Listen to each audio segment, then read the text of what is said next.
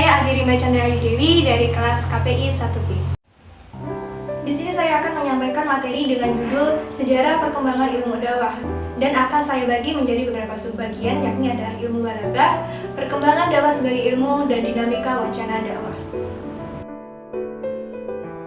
Rektorika dan ilmu balaghah. Uraian sistematis rektorika yang pertama diletakkan oleh penduduk Syracuse, sebuah koloni yang berada di Pulau Sicilia. Melalui kelompok sofis, rektorika berkembang bukan hanya ilmu pidato saja, tetapi meliputi pengetahuan sastra, gramatika, dan logika. Plato menulis rektorika dalam buku yang berjudul Dialog, dan Aristoteles menulis dalam De Arte Rhetorica. Namun, karya Aristoteles lah yang menjadi dorongan para ulama muslim untuk mempelajarinya lebih dalam. Hasil kajian dari para ulama inilah yang menghasilkan disiplin ilmu balaghah. Balaghah sendiri juga diterapkan dalam penyampaian ajaran Islam, selain untuk mengupas sisi rektorika yang terdapat dalam Al-Quran dan hadis. Rektorika dan ilmu balaghah.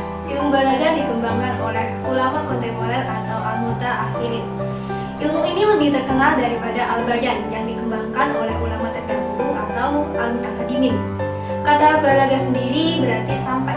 Kata ini sering digunakan dalam Al-Quran terkait dengan dakwah.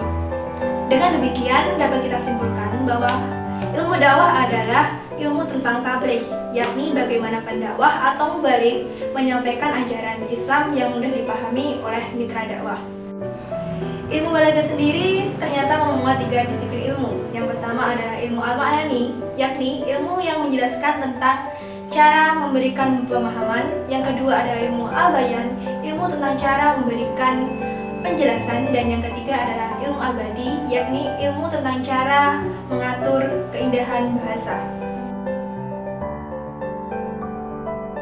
Dalam studi Islam, ilmu balaghah tidak dilihat sebagai pemikiran dakwah, melainkan bagian dari ilmu sastra.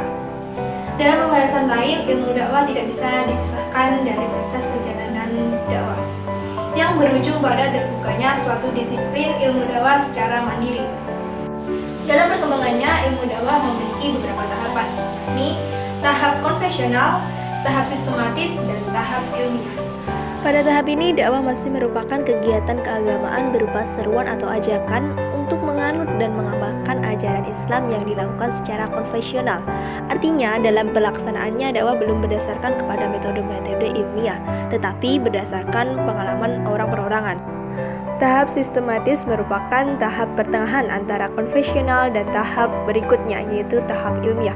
Pada tahap ini, dakwah yang ada dalam tahap konvensional di atas sudah mulai dibicarakan secara khusus oleh beberapa kalangan, sehingga muncul beberapa literatur yang secara khusus membahas dakwah.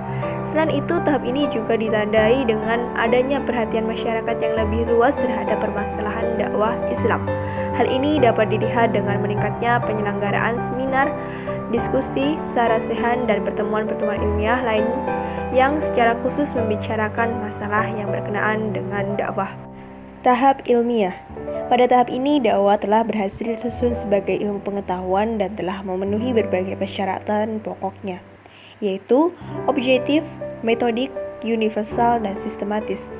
Ini adalah berkat jasa para ulama dan para sarjana muslim yang telah mengkaji secara serius, baik dalam penelitian lapangan maupun penelitian kepustakaan. Perkembangan dakwah sebagai ilmu. Pada awal abad 20, pemikiran dakwah mulai dirintis sebagai disiplin ilmu pengetahuan atau sains. Dengan didirikannya sebuah lembaga yang bernama Da'at Dakwah wa Al-Irsyad ini sebagai upaya menghadapi kristenisasi yang ada di Kairo pada tahun 1912. Namun lembaga ini ditutup setelah terjadi Perang Dunia Kedua. Di tahun 1918, Syekh Ali Mahfuz menerbitkan kitab Hidayah Al-Mursyidin ila Turuh Al-Wa'az wa Al-Kitabah dan menjadi dasar petak terciptanya ilmu dakwah. Kitab ini menjelaskan 3 kemuliaan, yakni kemuliaan spiritual, kemuliaan fisik, dan kemuliaan non-spiritual, serta non-fisik yakni harta. Selain itu, dalam kitab ini dijelaskan tentang dakwah teoritis yang berisi konsep, hukum, dan sejarah dakwah Islam, serta dakwah tematis berisikan nasihat dari Al-Quran dan nasihat dari hadis Nabi SAW. Perkembangan dakwah sebagai ilmu di Indonesia. Di Indonesia, perkembangan ilmu dakwah tidak bisa lepas dari lembaga pendidikan yang mencetak perdakwahan seperti madrasah, pesantren, dan perguruan tinggi Islam.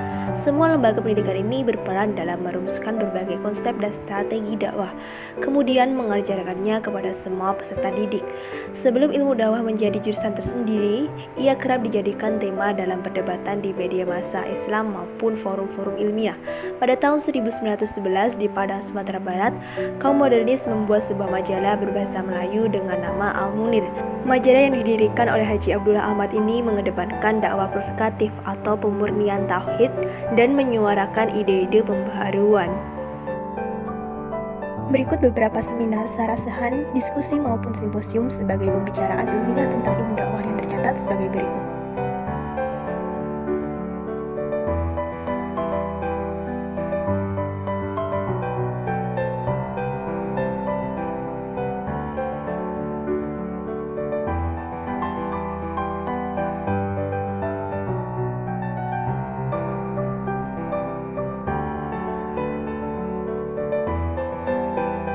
Data-data perkembangan ilmu dakwah di atas memberikan makna bahwa ilmu dakwah diterima dan dikembangkan oleh lembaga perguruan tinggi, lembaga sains, pemerintah, praktisi dakwah, dan semua elemen masyarakat, baik dalam skala nasional maupun internasional.